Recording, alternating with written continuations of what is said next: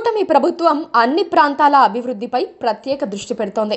అమరావతి రాజధాని నిర్మాణం వైపు వడివడిగా అడుగులు వేస్తూనే అటు ఉత్తరాంధ్ర, ఇటు రాయలసీమ ప్రాంతాల్లో అభివృద్ధికి తీసుకోవాల్సిన చర్యలను సమీక్షిస్తోంది.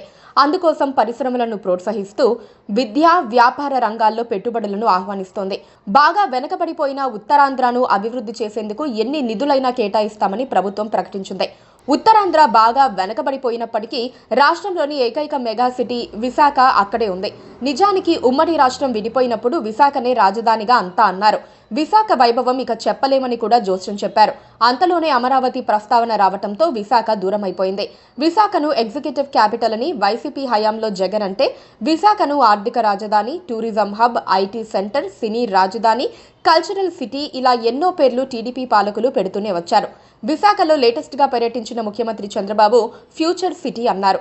ఇది కొత్త పేరు, బాగానే ఉంది అని అంతా సంతోషిస్తున్నారు. ఇప్పటికీ 125 ఏళ్ల క్రితమే నాటి బ్రిటిష్ పాలకులు మెచ్చుకున్న సాగర నగరం అది.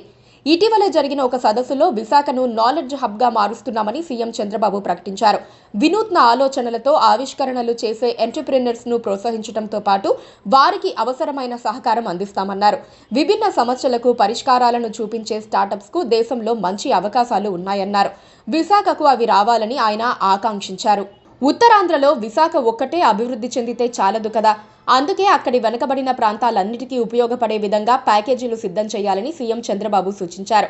ఆ దిశగా త్వరలో ఏర్పాటు కాబోయే విశాఖ రైల్వే జోన్ ప్రయోజనం కలిగిస్తుందని ఎదురుచూస్తున్నారు. జోన్ ఏర్పాటు చేస్తూనే వాల్తేరు డివిజన్ను యథావిధిగా కొనసాగించాలని రైల్వే శాఖకు ఏపీ ప్రభుత్వం విజ్ఞప్తులు చేస్తోంది. దీనివల్ల ఉద్యోగ, ఉపాధి అవకాశాలు పెరుగుతాయని అంటోంది. ఉత్తరాంధ్రలో అట్టడుగున ఉన్న శ్రీకాకుళం వరకు కనెక్టివిటీని పెంచే చర్యలు చేపడుతున్నారు. రాష్ట్ర రహదారులు అభివృద్ధి చేసే చర్యల్లో భాగంగా శ్రీకాకుళంపై ప్రత్యేక ఫోకస్ పెడతారు.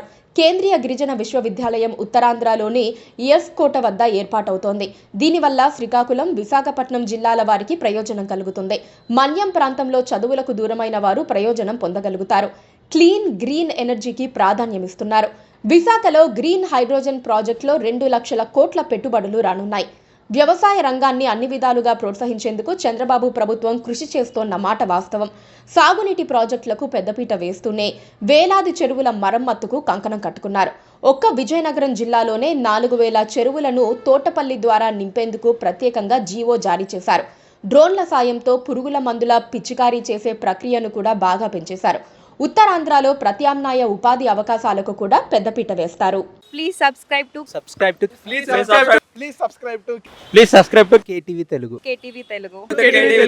KTV Telugu. KTV Telugu channel.